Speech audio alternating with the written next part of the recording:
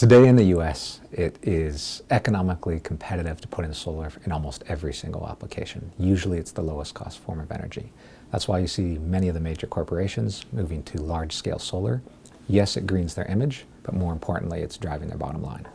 It's actually significantly cheaper to deploy solar resources right now than even building a new coal-fired power plant. Right now, solar electricity is cheaper than building a new nuclear plant or coal plant or natural gas plant. And in many instances, it's actually cheaper to build a new solar plant and make electricity than to keep using a coal plant that's already been paid for. And once you build a solar plant, it's very low cost to operate. And you compare over the life of those two, the cost of electricity and the solar electricity is cheaper. So we just went through this exercise and looked at what does a natural gas-fired power plant cost us. It roughly works out 2 cents per kilowatt hour just from the fuel, from the natural gas that we have to purchase. And this is at historically low natural gas prices because of fracking.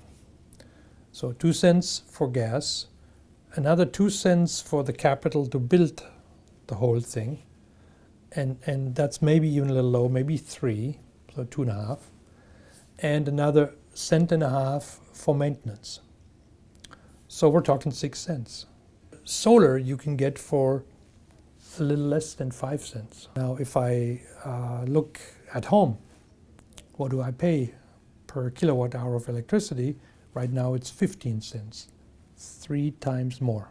Wind and solar have both plunged in cost so deeply, so unexpectedly quickly, that those are now the cheapest, cleanest sources of power by every measure. You know, when it comes to just what's the cheapest way to put an electron of power on the grid, wind and solar win hands down, at least if you're in terms of anything new that you're building. If you come to building anything from scratch, those are your cheapest power sources.